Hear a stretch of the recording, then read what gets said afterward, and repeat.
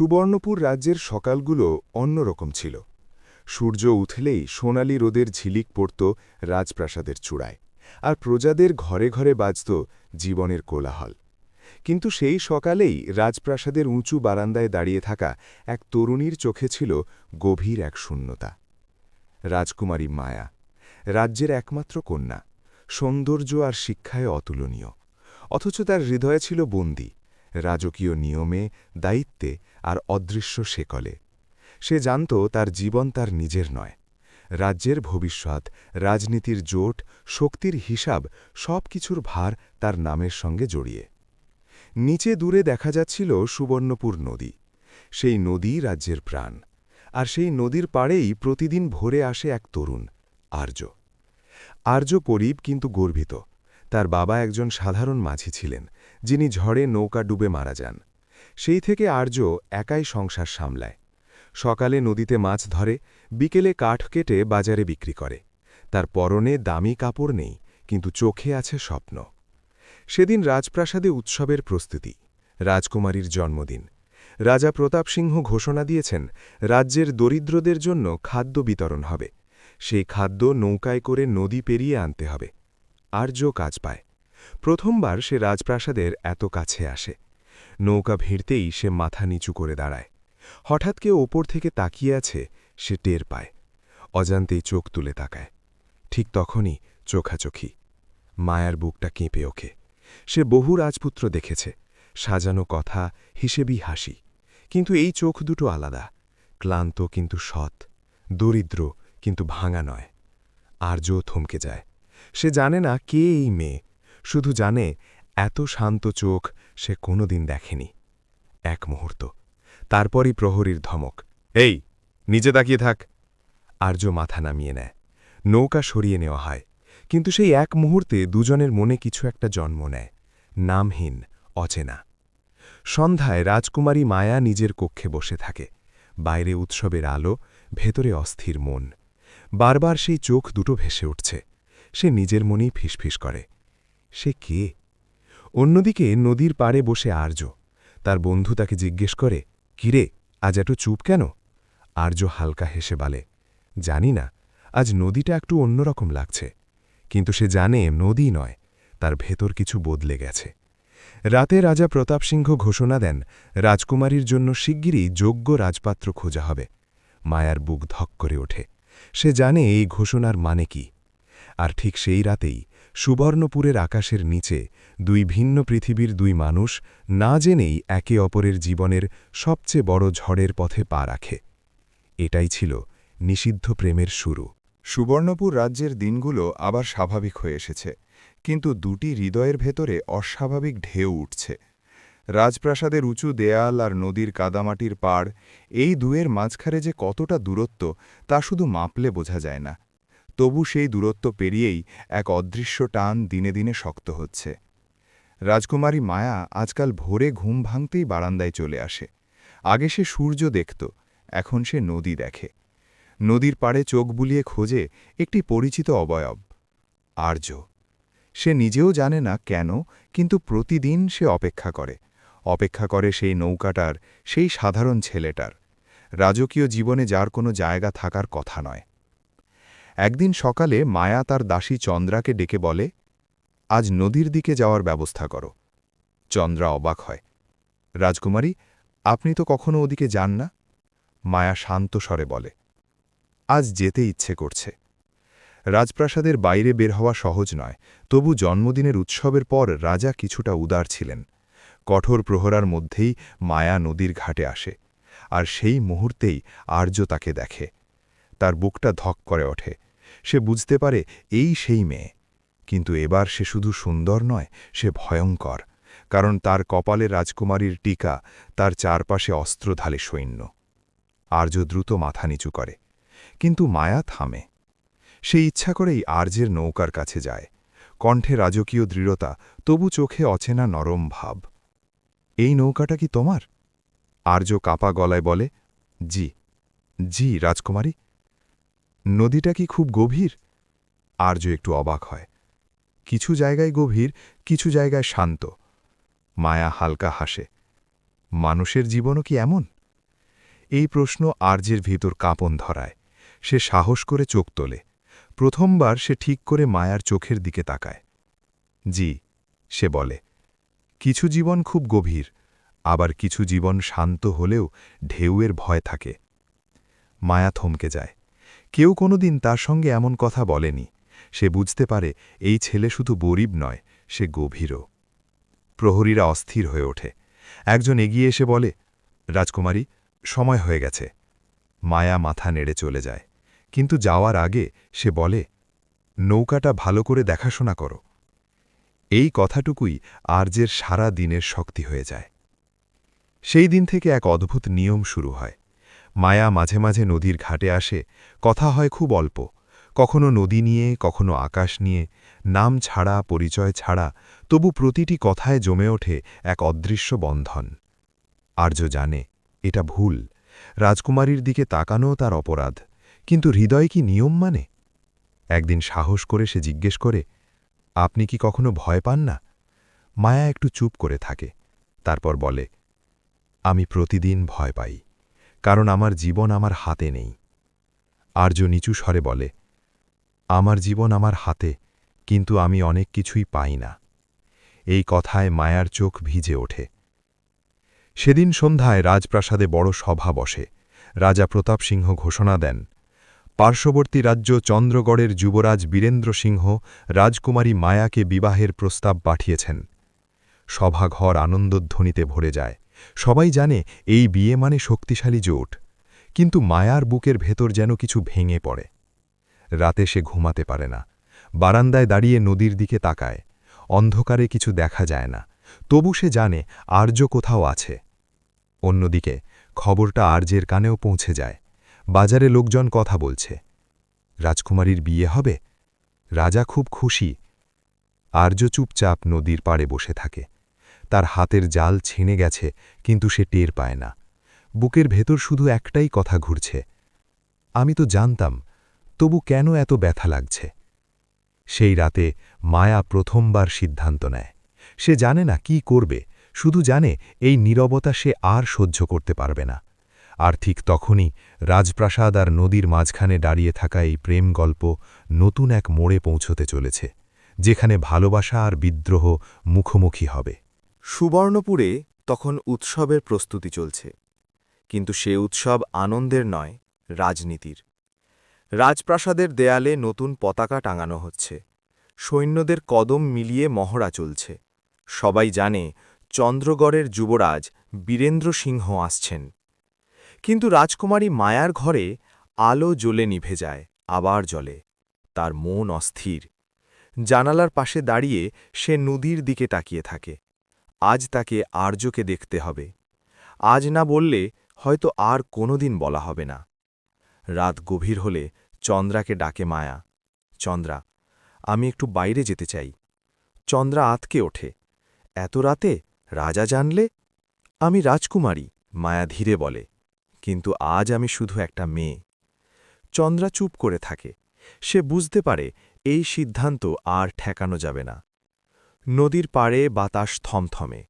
জ্যোৎস্নার আলোয় জল চকচক করছে, আর আর্য নৌকার পাশে বসে জাল সেলাই করছিল। হঠাৎ সে পায়ের শব্দ পায়। সে তাকিয়ে দেখে মায়া। এই প্রথম সে একা, প্রহরী ছাড়া। আর্যের বুক ধক করে ওঠে। রাজকুমারী, আপনি এখানে? মায়া কাছে এসে দাঁড়ায়। আজ আমাকে রাজকুমারী বলে ডেকো না। আর্য থমকে যায়। তাহলে? মায়া। নামটা উচ্চারণ করতে গিয়ে আর্যের গলা কেঁপে ওঠে। মায়া। কিছুক্ষণ নীরবতা, শুধু নদীর শব্দ। মায়া প্রথম কথা বলে, তুমি কি জানো আমার বিয়ে ঠিক হচ্ছে? আর্য নিচু স্বরে বলে, জানি। তুমি কিছু বলবে না? এই প্রশ্নটা আর্যের বুক চিরে দেয়। সে অনেকক্ষণ চুপ করে থাকে, তারপর বলে, আমি বললে কি কিছু বদলাবে? মায়ার চোখে পানি জমে ওঠে। আমি জানতে চাই, তুমি কি ভাবো? আর্য গভীর নিঃশ্বাস নেয়। আমি ভাবি, এই নদীর মতো ভালোবাসা আমার, গভীর, কিন্তু সবার জন্য নয়। আর তুমি? তুমি এমন আকাশ যেটা ছোঁয়ার স্বপ্ন দেখাও পাপ। মায়া এগিয়ে আসে। আর যদি আকাশ নিজেই নেমে আসে? এই কথায় আর্য হতবাক হয়ে যায়। মায়া কাঁপা গলায় বলে, আমি তোমাকে পছন্দ করি আর্য, জানি না কবে থেকে কিভাবে, কিন্তু আমি জানি এই অনুভূতিটা মিথ্যা নয়। আর্যের চোখ জলজল করে ওঠে। এ কথা বলা বিপদ মায়া, আমি কিছুই নই, তুমিই আমার সত্য। মায়া ফিসফিস করে। এই প্রথম রাজকুমারী মায়া নিজের হাত বাড়িয়ে দেয়। আর্য এক মুহূর্ত দ্বিধায় থাকে, তারপর তার হাত ধরে। ঠিক তখনই ঝোপের আড়ালে শব্দ, দুজনেই চমকে ওঠে। একজন প্রহরী, সে দূর থেকেই দৃশ্যটা দেখে ফেলে। তার চোখ বড় হয়ে যায়, সে পিছিয়ে যেতে চেষ্টা করে, কিন্তু শুকনো ডাল ভেঙে শব্দ হয়। আর্য দ্রুত হাত ছাড়ে। যান, এখান থেকে যান। মায়া স্তব্ধ। আমি ভয় পাই না, কিন্তু আমি পাই, আর্য বলে, আপনার জন্য। মায়া চোখে দৃঢ়তা এনে বলে, আমরা পালাব না, কিন্তু আমরা চুপও থাকব না। প্রহরী দ্রুত সরে যায়। সে জানে এ খবর সিংহাসনে পৌঁছলে ঝড় উঠবে। পরদিন রাজপ্রাসাদে তোলপাড়। রাজা প্রতাপ সিংহ গর্জে ওঠেন। রাজকুমারী গরিব মাঝির সঙ্গে কথা বলেছে। বীরেন্দ্র সিংহের চোখে ঠান্ডা হাসি। মহারাজ, এটা শুধু অপমান নয়, এটা বিদ্রোহ। রাজা আদেশ দেন, ছেলেটাকে ধরে আনো। সৈন্যরা নদীর দিকে যায়। আর্য খবর পেয়ে পালাতে পারে না। সে জানে পালালে মায়ার বিপদ বাড়বে। সে নৌকার মাঝেই দাঁড়িয়ে থাকে। সৈন্যরা তাকে ধরে ফেলে। হাত বাঁধা অবস্থায় সে একবার রাজপ্রাসাদের দিকে তাকায়। মনে মনে বলে, মায়া, ভয় পেও না। অন্যদিকে মায়া যখন খবরটা শোনে, সে চিৎকার করে ওঠে, ওকে ছেড়ে দাও। কিন্তু এবার কেউ তার কথা শোনে না। রাজপ্রাসাদের অন্ধকার করিডোরে দাঁড়িয়ে মায়া প্রথমবার বোঝে, ভালোবাসা শুধু অনুভূতি নয়, এটা যুদ্ধ। আর সেই যুদ্ধ এখন শুরু হয়ে গেছে। রাজপ্রাসাদের অন্ধকার কারাগারে বাতাস ভারী, পাথরের দেয়ালে স্যাঁতস্যাঁতে গন্ধ আর লোহার শিকলের ঠান্ডা শব্দ। সেই শিকলের মাঝেই দাঁড়িয়ে আছে আর্য, হাত বাঁধা, মুখে আঘাতের দাগ, কিন্তু চোখে ভয় নেই। সে জানে তার অপরাধ কি, সে ভালোবেসেছে। সকালে রাজা প্রতাপ সিংহ নিজে কারাগারে আসেন। তার চোখে রাগ, কণ্ঠে অপমানের আগুন। তুমি জানো তুমি কি করেছ? রাজা গর্জে ওঠেন। আর্য শান্ত স্বরে বলে, আমি শুধু সত্য অনুভব করেছি মহারাজ। সত্য? রাজা হেসে ওঠেন। তোমার মতো গরিবের সত্য রাজপ্রাসাদে জায়গা পায় না। আর্য মাথা তুলে তাকায়। ভালোবাসা কি ধনী গরিব দেখে মহারাজ? এই প্রশ্নে রাজা থমকে যান, কিন্তু সঙ্গে সঙ্গে রাগ আরও বেড়ে যায়। তুমি রাজকুমারীর সম্মান নষ্ট করেছ। না, আর্য দৃঢ়ভাবে বলে, আমি তাকে সম্মান করেই ভালোবেসেছি। এই কথাটা রাজাকে আরও ক্ষিপ্ত করে তোলে। তিনি সৈন্যদের আদেশ দেন, একে জনসমক্ষে শাস্তি দেয়া হবে, যেন রাজ্যের সবাই দেখে সিংহাসনের দিকে তাকানোর মূল্য কি। কারাগারের বাইরে দাঁড়িয়ে থাকা বীরেন্দ্র সিংহ ঠান্ডা চোখে সব দেখে। তার ঠোঁটে তাচ্ছিল্যের হাসি। মহারাজ, সে বলে, এই শাস্তি না দিলে রাজ্যের মানুষ ভাববে রাজকুমারীর হৃদয় দুর্বল। এই কথা যেন আগুনে ঘি ঢালে। অন্যদিকে রাজপ্রাসাদের ভেতরে ঝড় উঠেছে। মায়া দরবারে ঢুকে পড়ে, চুল এলোমেলো, চোখ লাল। বাবা, তাকে ছেড়ে দাও। সভাঘর নিস্তব্ধ। রাজা গম্ভীর কণ্ঠে বলেন, মায়া, তুমি তোমার সীমা ভুলে গেছ। আমি সীমা নয়, মানুষ। মায়া চিৎকার করে ওঠে, আর্য কোনো অপরাধ করেনি। বীরেন্দ্র সিংহ এগিয়ে আসে। রাজকুমারী, সে ঠান্ডা স্বরে বলে, আপনার আবেগ রাজ্যের জন্য বিপজ্জনক। মায়া তার দিকে তাকিয়ে বলে, তুমি রাজ্য চাও, আমি সত্য চাই। রাজা হাত তুলে থামান। এই আলোচনা শেষ, শাস্তি হবে। মায়ার ভেতরে কিছু ভেঙে পড়ে। সন্ধ্যায় রাজ্যের কেন্দ্রে মঞ্চ তৈরি হয়। মানুষ জড়ো হতে থাকে, কেউ কৌতূহলী, কেউ ভীত, কেউ নিষ্ঠুর আনন্দে। আর্যকে আনা হয়, হাঁটুতে আঘাত, কিন্তু মাথা উঁচু। ভিড়ের মধ্যে দাঁড়িয়ে মায়া, তার হাত কাঁপছে, কিন্তু চোখে ভয় নেই, আছে সিদ্ধান্ত। ঘণ্টা বাজে। শাস্তি শুরু হওয়ার ঠিক আগ মুহূর্তে। থামো! সবাই ঘুরে তাকায়। মায়া মঞ্চের সামনে দাঁড়িয়ে, যদি শাস্তি দিতে হয় আমাকেও দাও, কারণ সে আমাকে জোর করেনি। ভালোবাসা আমারও অপরাধ। সভাঘরে ফিসফিস শুরু হয়। প্রজারা অবাক, রাজা হতবাক। মায়া, তুমি কি বলছো? আমি সত্য বলছি, মায়া বলে, আর যদি এই রাজ্যে সত্যের শাস্তি হয় তবে আমি রাজকন্যা থাকতে চাই না। এই কথাটা বজ্রপাতের মতো পড়ে। বীরেন্দ্র সিংহ ফিসফিস করে বলে, মহারাজ, এটা বিদ্রোহ। রাজা চোখ বন্ধ করেন, দীর্ঘ নিঃশ্বাস নেন, তারপর আদেশ দেন, আর্যকে নির্বাসন, আজ রাতেই রাজ্যের সীমানা পার করিয়ে দাও, যদি আবার দেখা যায় মৃত্যুদণ্ড। মায়ার চোখ অন্ধকার হয়ে আসে। নির্বাসন মানে মৃত্যু? এটাই আমার শেষ কথা, রাজা বলেন। রাতে নদীর পাড়ে ঝড়ো বাতাস, সৈন্যরা আর্যকে নিয়ে যাচ্ছে। হঠাৎ মায়া দৌড়ে আসে, প্রহরীদের সামনে দাঁড়িয়ে পড়ে। আমি শেষবার কথা বলতে চাই। রাজা অনিচ্ছা সত্ত্বেও অনুমতি দেন। মায়া আর্যের সামনে দাঁড়ায়, দুজনের চোখে অশ্রু। আমি পারিনি তোমাকে বাঁচাতে, মায়া কাঁদতে কাঁদতে বলে। আমি হেসে উঠে, ব্যথার হাসি। তুমি আমার জীবন বদলে দিয়েছ, এটাই অনেক। আমি অপেক্ষা করব, মায়া বলে, যতদিন লাগে। আর্য ধীরে বলে, যদি আমি না ফিরি।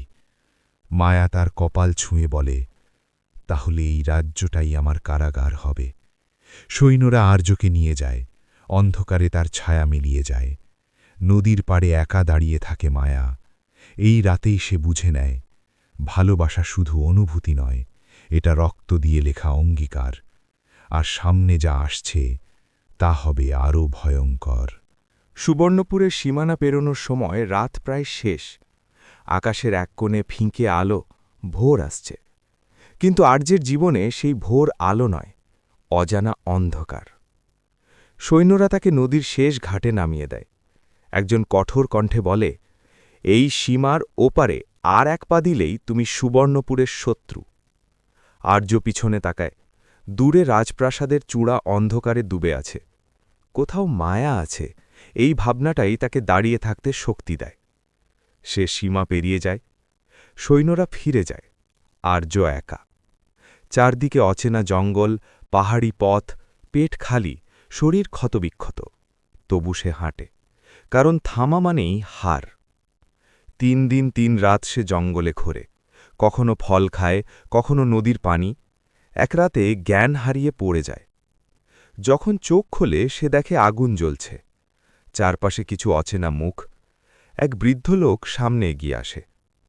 তুমি কে ছেলে? আর্য কষ্টে বসে উঠে বলে, আমি নির্বাসিত। বৃদ্ধ মৃদু হেসে বলেন, নির্বাসিত মানেই অপরাধী না, অনেক সময় সত্যবাদীরাই নির্বাসিত হয়।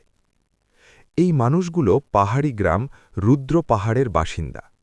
রাজাদের অত্যাচারে তারা বহুদিন ধরে পালিয়ে আছে। কর, জোর করে শ্রম, সৈন্যদের লুট সব সহ্য করে তারা জঙ্গলে আশ্রয় নিয়েছে। দিন যেতে যেতে আর্য সুস্থ হয়। সে তাদের সঙ্গে কাজ করে, কাঠ কাটে, শিকার করে, নদীতে নৌকো বানায়। তার ভেতরের নেতৃত্ব ধীরে ধীরে বেরিয়ে আসে। এক রাতে আগুনের পাশে বসে এক যুবক বলে, আমরা কতদিন পালিয়ে থাকব? আর্য চুপ করে থাকে। তারপর ধীরে বলে, যতদিন ভয় আমাদের চালায়। বৃদ্ধ তার দিকে তাকান, তুমি কিছু বলতে চাও? আর্য গভীর নিঃশ্বাস নেয়। আমি রাজাকে চিনি, সে শক্ত, কিন্তু সে ভয় পায় সত্যকে। এই কথাগুলো আগুনের মতো ছড়িয়ে পড়ে। এদিকে সুবর্ণপুরে রাজকুমারী মায়া ধীরে ধীরে বদলে যাচ্ছে। আগের কোমলতা নেই। সে রাজসভায় চুপচাপ বসে থাকে, সৈন্যদের সংখ্যা, খাদ্যভাণ্ডার সব লক্ষ্য করে। বীরেন্দ্র সিংহ ভাবে মায়া ভেঙে গেছে, কিন্তু সে ভুল করে। একদিন মায়া প্রজাদের মাঝে যায়, ছদ্মবেশে।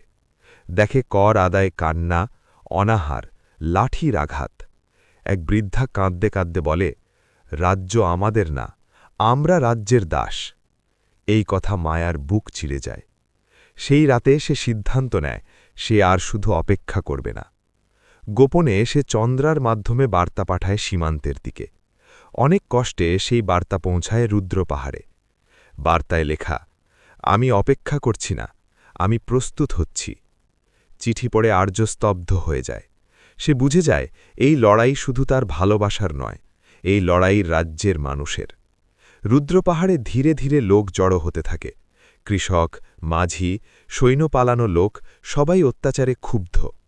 আর্য কখনো নিজেকে নেতা ভাবেনি, কিন্তু মানুষ তাকে অনুসরণ করে। এক রাতে এসে দাঁড়িয়ে বলে, আমি সিংহাসন চাই না, আমি চাই কেউ যেন আর ভালোবাসার জন্য শাস্তি না পায়। লোকজন চিৎকার করে ওঠে, আমরা তোমার সঙ্গে। এই প্রথম আর্য বুঝতে পারে ভালোবাসা বিদ্রোহে বদলে গেছে। অন্যদিকে বীরেন্দ্র সিংহ রাজাকে ফিসফিস করে বলে, মহারাজ, সীমান্তে অশান্তি। রাজা ভ্রু কুঁচকে বলেন, কে নেতৃত্ব দিচ্ছে? বীরেন্দ্র সিংহ ঠান্ডা হাসে, এক নির্বাসিত মাঝির ছেলে। রাজা স্তব্ধ হয়ে যান। ঝড় আসছে, আর সেই ঝড়ের কেন্দ্রেই আছে এক গরিব ছেলে আর এক রাজকন্যার ভালোবাসা। সুবর্ণপুর আর আগের মতো শান্ত নেই। রাজপথে সৈন্য টহল বাড়ানো হয়েছে, রাত হলেই ফটক বন্ধ। বাতাসে একটা অদৃশ্য আতঙ্ক, যেন কেউ নিঃশ্বাস আটকে আছে। রাজা প্রতাপ সিংহ জানেন বিপদ ঘনিয়ে আসছে। দরবারে বসে তিনি কঠিন কণ্ঠে বলেন, রুদ্র পাহাড়ে বিদ্রোহ জ্বলছে, আজ না থামালে কাল এই আগুন প্রাসাদে পৌঁছাবে। বীরেন্দ্র সিংহ ঠান্ডা স্বরে বলে, মহারাজ, শক্ত হাতে দমন করতে হবে, আবেগ দেখালে রাজত্ব দুর্বল হয়। রাজা এক মুহূর্ত চুপ করে থাকেন, তার চোখে ক্লান্তি। আমি রাজা হওয়ার আগে বাবা ছিলাম, তিনি ধীরে বলেন, কিন্তু আজ আমাকে রাজাই হতে হবে। অন্যদিকে রুদ্র পাহাড়ে প্রস্তুতি চলছে। আর্য পাহাড়ের চূড়ায় দাঁড়িয়ে সুবর্ণপুরের দিকে তাকায়। দূরে রাজপ্রাসাদের চূড়া সূর্যের আলোয় ঝিলমিল করছে। তার বুকের ভেতর পুরনো স্মৃতি কাঁপে, নদী, নৌকা, মায়ার চোখ। কিন্তু আজ সে শুধু প্রেমিক নয়, আজ সে দায়িত্ব। তার চারপাশে শতাধিক মানুষ, কেউ লাঠি, কেউ তলোয়ার, কেউ শুধু খালি হাতে। তবু চোখে একটাই আগুন, অবিচারের বিরুদ্ধে। আর্য জোরে বলে, আমরা লুট করতে যাচ্ছি না, আমরা জ্বালাতে যাচ্ছি না, আমরা যাচ্ছি কথা বলতে, সত্যের ভাষায়। একজন যুবক চিৎকার করে ওঠে, আর যদি তারা শোনে না? আর্য চোখ শক্ত করে বলে, তাহলে ইতিহাস লিখবে কে ভুল ছিল। মিছিল নামতে শুরু করে। ঠিক সেই সময় রাজপ্রাসাদের ভেতরে আরেক যুদ্ধ। মায়া আয়নার সামনে দাঁড়িয়ে। আজ সে রাজকুমারীর পোশাক পরেনি। সাদা সাধারণ শাড়ি, চুল বাঁধা, চোখে ভয় নেই, শুধু দৃঢ়তা। চন্দ্রা কাঁপা গলায় বলে, আপনি নিশ্চিত? মায়া শান্ত স্বরে বলে, ভালোবাসা যদি অপরাধ হয়, আমি সেই অপরাধের সাক্ষী হব। সে দরবারের দিকে হাঁটে। দরবারে তখন খবর আসে, মহারাজ, বিদ্রোহীরা শহরের দিকে আসছে। রাজা উঠে দাঁড়ান, সৈন্য প্রস্তুত করো। ঠিক তখনই দরবারের দরজা খুলে যায়। মায়া সামনে দাঁড়ায়। সবাই স্তব্ধ। বাবা, মায়া বলে, এই যুদ্ধ থামান। বীরেন্দ্র সিংহ রেগে ওঠে, রাজকুমারী, আপনি বুঝছেন না। মায়া তার দিকে তাকিয়ে বলে, আমি খুব ভালোই বুঝছি। এই যুদ্ধ তোমার ক্ষমতার, আমার নয়। রাজা কাঁপা কণ্ঠে বলেন, মায়া, সরে যাও। না, মায়া দৃঢ়ভাবে বলে, আজ আমি সরে গেলে রাজ্য চিরদিন পিছিয়ে যাবে। দূরে শোরগোল বাড়ে। বিদ্রোহীরা শহরের ফটকে পৌঁছে গেছে। রাজা জানালার দিকে তাকান, তার চোখে প্রথমবার ভয় নয়, অনুশোচনা। হঠাৎ এক সৈন্য দৌড়ে আসে, মহারাজ, বিদ্রোহীদের নেতা, সে। রাজা গর্জে ওঠেন, বল। সেই নির্বাসিত ছিলে, আর্য। রাজা চোখ বন্ধ করেন। শহরের ফটক খোলা হয়। দুই পক্ষ মুখোমুখি। সৈন্যদের সামনে দাঁড়িয়ে আর্য। তার পোশাক সাধারণ, কিন্তু কণ্ঠ রাজকীয়। আমি যুদ্ধ চাই না, আর্য বলে, আমি প্রশ্ন চাই, ভালোবাসা কি অপরাধ? ভিড়ের ভেতর ফিসফাস। রাজা সামনে আসেন, তুমি আমার রাজ্যে বিদ্রোহ এনেছ। আর্য শান্তভাবে বলে, না মহারাজ, আমি আপনার ভুলের আয়না এনেছি। ঠিক তখনই ভিড়ের মাঝ দিয়ে মায়া বেরিয়ে আসে। আর্য স্তব্ধ হয়ে যায়। মায়া, তুমি? মায়া তার সামনে দাঁড়ায়, আমি পালাইনি, আমি লড়তে এসেছি। এই দৃশ্য দেখে প্রজাদের চোখ ভিজে ওঠে। বীরেন্দ্র সিংহ তলোয়ার বের করে চিৎকার করে, এই নাটক বন্ধ করো, সৈন্য, আক্রমণ। এক মুহূর্তের মধ্যে সব বদলে যায়। রাজা চিৎকার করে ওঠেন, থামো। কিন্তু দেরি হয়ে গেছে। বীরেন্দ্র সিংহ এগিয়ে এসে মায়ার দিকে তলোয়ার তোলে। আর্য চিৎকার করে ওঠে, না! সে ঝাঁপিয়ে পড়ে। তলোয়ার নেমে আসে, রক্ত। ভিড় আতঙ্কে চিৎকার করে। মায়া কাঁপতে কাঁপতে তাকায়। আর্য মাটিতে পড়ে আছে, বুকে রক্তে ভেজা। সব থেমে যায়। রাজা স্তব্ধ। এই মুহূর্তেই সিদ্ধান্ত বদলে যায় ইতিহাস। রক্তে ভেজা রাজপথ নিস্তব্ধ। মানুষের শ্বাসের শব্দ যেন থেমে গেছে। আর্য পড়ে আছে, চোখ আধখোলা, ঠোঁট ফ্যাকাশে। মায়া হাঁটু গেড়ে বসে তার মাথাটা কোলে তুলে নেয়। আর্য, আমার দিকে তাকাও। আর্যের ঠোঁট নড়ে, ক্ষীণ স্বরে বলে, আমি ভয় পাইনি। মায়ার চোখ বেয়ে পানি ঝরে পড়ে। তুমি বোকা, তুমি আমাকে ছেড়ে যেতে পারো না।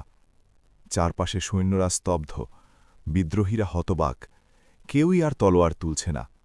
রাজা প্রতাপ সিংহ ধীরে ধীরে এগিয়ে আসেন। এই প্রথম তার চোখে রাজকীয় অহংকার নেই, শুধু এক ভাঙা বাবার অসহায়ত্ব। তিনি কাঁপা হাতে নিজের রাজমুকুট খুলে ধরেন। আমি রাজা ছিলাম, তিনি ধীরে বলেন, কিন্তু আজ বুঝলাম আমি মানুষ হতে পারিনি। বীরেন্দ্র সিংহ পেছনে সরে যেতে চায়, কিন্তু প্রজারা তাকে ঘিরে ফেলে। তার ক্ষমতার হাসি ভেঙে যায়। রাজা আদেশ দেন, বীরেন্দ্র সিংহকে বন্দী করো। রাজ্যকে রক্তে ভেজানোর অপরাধে তার বিচার হবে। তারপর তিনি মায়ার দিকে তাকান। মায়া, আমাকে ক্ষমা করতে পারবে? মায়া চোখ তুলেও তাকায় না, শুধু বলে, যদি সে বাঁচে তখন ভাবব। চিকিৎসর ডাকা হয়। আর্যকে প্রাসাদে নেয়া হয়। দিন যায়, রাত যায়। রাজপ্রাসাদের প্রদীপগুলো জ্বলে থাকে প্রার্থনায়। অবশেষে এক ভোরে আর্য চোখ খোলে। মায়া পাশে বসেছিল, ক্লান্ত চোখে হাসি ফোটে। দেখলে, তোমাকে বলেছিলাম তুমি ফিরে আসবে। আর্য দুর্বল কণ্ঠে বলে, রাজ্যটা? মায়া বলে, রাজ্য বদলাচ্ছে। কয়েক সপ্তাহ পরে সুবর্ণপুরের দরবারে নতুন দৃশ্য। রাজা প্রতাপ সিংহ সিংহাসনে নেই। তিনি নিজে ঘোষণা দেন, আমি সরে দাঁড়াচ্ছি। রাজ্য চালাবে পরিষদ, আর তার তত্ত্বাবধানে থাকবে রাজকুমারী মায়া। প্রজারা বিস্ময়ে কাঁদে। আর্য দরবারে দাঁড়িয়ে, সে সিংহাসনের দিকে তাকায় না, মায়ার দিকে তাকিয়ে বলে, আমি ক্ষমতা চাই না। মায়া হাত বাড়িয়ে দেয়, আমি একা নই। রাজ্যের আইন বদলায়, কর কমে, প্রজাদের কথা শোনা হয়। ভালোবাসা আর জন্মপরিচয় আর অপরাধ থাকে না। কিছুদিন পর নদীর পাড়ে ছোট একটা অনুষ্ঠান। রাজপ্রাসাদের জাঁকজমক নেই, আছে শুধু মানুষ। মায়া আর আর্য পাশাপাশি দাঁড়িয়ে। মায়া সাদা শাড়িতে, আর্য সাধারণ পোশাকে। এক বৃদ্ধ এগিয়ে এসে বলে, আজ আমরা শুধু বিয়ে দিচ্ছি না, আমরা একটা নতুন বিশ্বাস তৈরি করছি। নদীর জল বয়ে যায়, শান্ত। আর্য মায়ার কানে ফিসফিস করে বলে, এই নদীটা এখনো গভীর? মায়া হাসে, হ্যাঁ, কিন্তু আর ভয় নেই। সূর্য ওঠে সুবর্ণপুরের আকাশে। ভালোবাসা রাজা হয় না, কিন্তু রাজ্য বদলে দেয়। বন্ধুরা, আমাদের গল্পগুলো যদি তোমাদের ভালো লেগে থাকে তাহলে আমাদের চ্যানেলটা সাবস্ক্রাইব করে রাখো, যাতে অতি দ্রুত আমাদের গল্পগুলো পেতে পারো।